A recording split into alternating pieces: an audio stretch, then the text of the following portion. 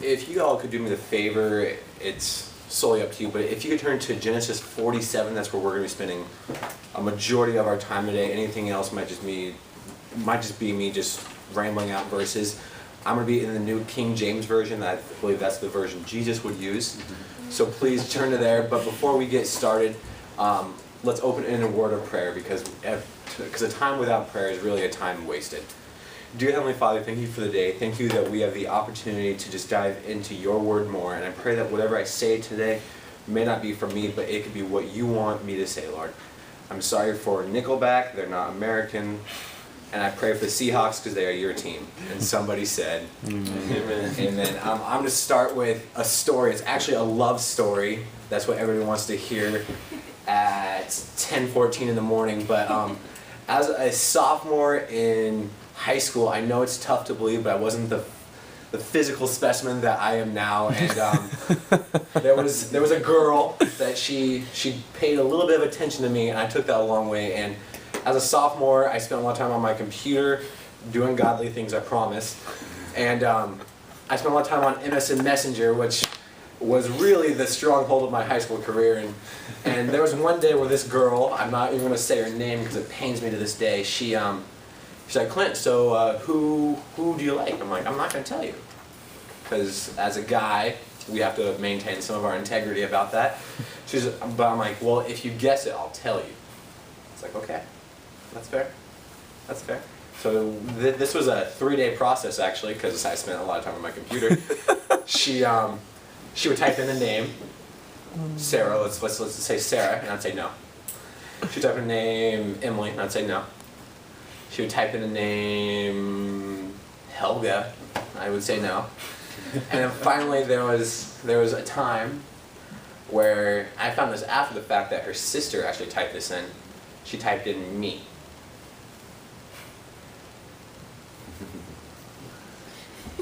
She typed in me, and I believe that integrity is something that we need to have with everything. If there's one thing that we have integrity. So I said yes. I said yes. And given that I wasn't the fine physical specimen that I am now, she said, I don't know, but she said, Clint, you're a really great guy. But right now, I'm just not interested. But in the future, who knows? In the future, who knows? I took that as a promise. I took that as a resolute. For the next 3 years, I chased her like a cheetah chasing a gazelle. But nothing really came of it. And I view this as a promise, and whether or not it was a promise of God or whether or not it was the manufacturing of the human nature, we know which one it actually was.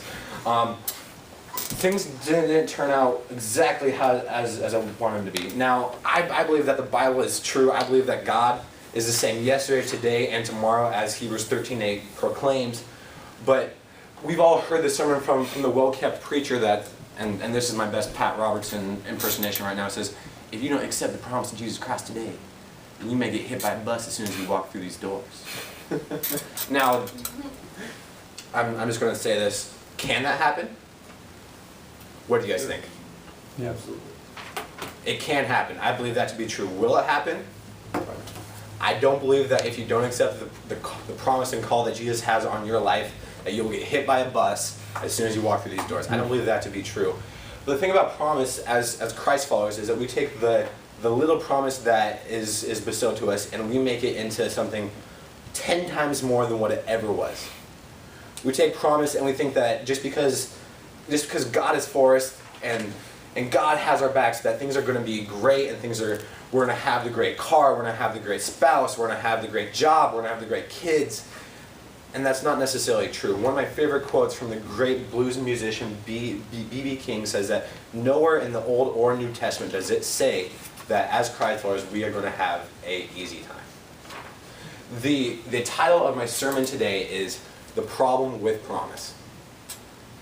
The problem with promise. And the problem with promise isn't necessarily something that God does for us, but it's something that we make of our own promise itself. We believe that just because God is for us, that things are going to run smoothly, things are going to happen, boom, boom, boom, things are going to be there as soon as we want them to. Genesis 47, my assigned chapter today, has a tremendous amount to say about promise. Now, just to not be a dead horse, I'm just very briefly going to go over Joseph's story. He went from a shepherd to a slave, from a slave to the second in command of the military garrison, let's put it that way. From there, he went to become a prisoner. From a prisoner, he became the second in command of the prison. And then from there, he became the second in command of all of Egypt. If there's one person in the Bible, with the exception of Jesus, that says that promise isn't necessarily going to be easy, it's Joseph. Now, the thing about Joseph is that he was part of the promised line of Abraham. But we see through the later part of Genesis that Joseph doesn't necessarily forget his call and his promise, but he necessarily turns to other ways of fulfilling that promise. If you guys want to go to verse 2, the chapter starts like this. And he took 5 men from among his brothers and presented them to Pharaoh. Then Pharaoh said to his brothers, "What is your occupation?" And they said to Pharaoh, "Your servants are shepherds, both we and also our fathers." And they said to Pharaoh, "We have come to dwell in the land because your servants have no pasture for their flocks, and the famine is severe in the land of Canaan. Now therefore, please let your servants dwell in the land of Goshen." Then Pharaoh said to Joseph, "Your father and your brothers have come to you. The land of Egypt is before you. Have your father and your brothers dwell in the best of the land. Let them dwell in the land of Goshen. And if you know any competent men among them, then make them chief herdsmen over my flocks." The first problem with promise that I observed in this chapter is that we seek things that are not promised to us. We seek things that are not promised to us. Yes, the Israelite people of the time, Jacob's family, were in Egypt because of the famine, but they sought after the land that Pharaoh had for them. If you look farther on into the chapter, we are not going to get there today, but Genesis 47:20 says, in the land that they were at, they acquired possessions and they multiplied rapidly. They pursued something that wasn't promised to them. If you look at some commentaries of Genesis 47, you could even say that because of Jacob's family and Joseph's family, because they weren't necessarily true to the promise that God had for them, that Exodus 1, which starts with, there was a Pharaoh who did not know Joseph. They were not resolute in what they were pursuing. They became accustomed to what was happening in the Egyptian life. Do I believe that this girl was the one for me? I don't know. I don't know. God knows that, and I'll leave that into His hands. But what I do know is that she was promised for somebody. She was promised for somebody that probably is better looking than me. I know it's tough to believe, but I know that right now she's with somebody that she truly does love. They've been in a constant relationship for a few years now, but I shouldn't have manufactured, I shouldn't have pursued what God did not want me to. So whether it's in your occupation, whether it's in your significant other, whether it's in just really the way that you go about your life, are you seeking to possess the things that God has promised for you, or are you seeking to possess the things that the world has for you, or may not necessarily be God's will for your life? If we want to keep going, Genesis 47:7 starts with this. Then Joseph brought in his father Jacob and set him before Pharaoh, and Jacob blessed Pharaoh. Pharaoh said to Jacob, "How old are you?" And Jacob said to Pharaoh, "The days of the years of my pilgrimage are 130 years. Few and evil have been the days of the years of my life, and they have not attained the years of my life of my fathers in the days of their pilgrimage." So Jacob blessed Pharaoh and went out before Pharaoh. The second problem with promise that I see in Genesis 47 is that promises take patience. Promises take patience. We know, based off our study of the Old Testament, is that the the promise of Abraham, and eventually his son Isaac, and eventually his son Jacob, which then goes to Joseph, is that neither of those four people ever saw the promise that God had for their life. They never saw the fruition of what God had in store for their life. Now, Jacob said that he had traveled for 130 years. His days had been far and few between. Jacob had lied to his father Isaac. He had gone into a family civil war, per se, with his brother Esau. And from there, we really see that Jacob's life wasn't necessarily what he wanted it to be. But because God's promise, it does not mean that it's going to happen today or tomorrow or next week, or it may not even happen through us, but it will happen. Our God is a creative God. But it doesn't mean that God's going to be creative for your plan right now. It doesn't mean that God is going to bestow his promises on you right now. There will be times through your college career where things will not run smoothly. There will be times for those of us that are seniors, for those of us that are, kind of pursuing more of the ministry track, you may not get the job that you want right now. But God is faithful and he is just, and he will fulfill the promises that he has on your life. And I mentioned this verse beforehand, but Hebrews 13:8 says, God is the same yesterday, today, and tomorrow. And what he promised for you then, he will promise for you next week. He'll promise for you 10 years from now. If you want to go to verse 20, this is where I'm going to spend just really the last portion of my sermon today at. And it starts with this. Then Joseph bought all the land of Egypt for Pharaoh. For every man of the Egyptians sold his field because the famine was severe upon them. So the land became Pharaoh's. Then Joseph said to his people, indeed, I have bought you and your land this day for Pharaoh. Look, here is seed for you, and you shall sow the land. The third problem with promise that I found in this section is that we forget whose role is whose. Whose role is whose.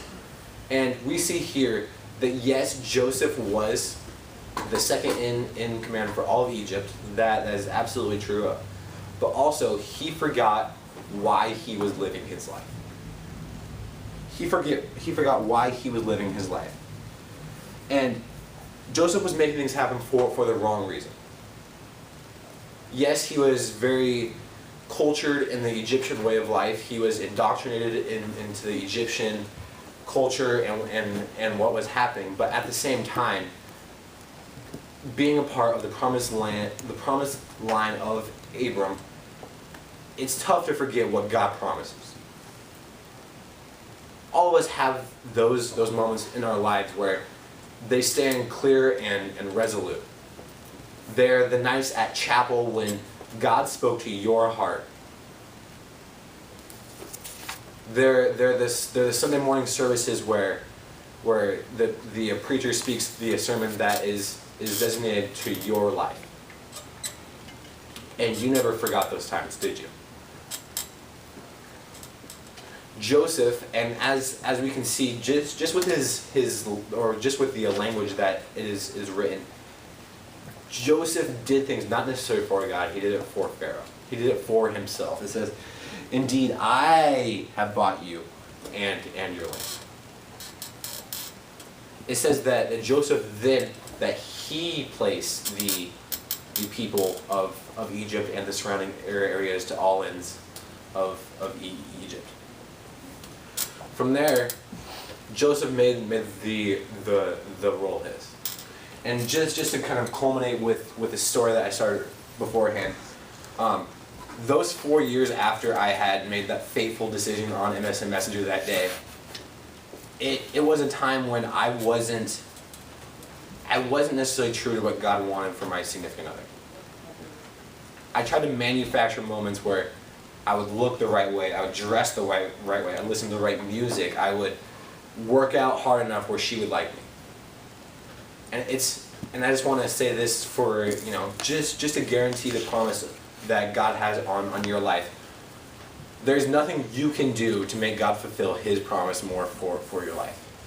And if there's really one thing that I want to leave you guys with today, is that where God promises, he provides. Where God promises, he provides. So I just want to encourage you guys, and especially, I really appreciate this class because it's with people that are very mature in their calling and mature in their faith, is that as juniors and seniors, it's tough right now because you may be working a job where you don't want to work.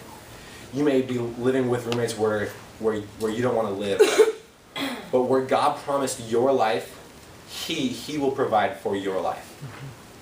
So just be affirmed in that fact. Be affirmed in the fact that God made a promise in your life for you to succeed. Thank you.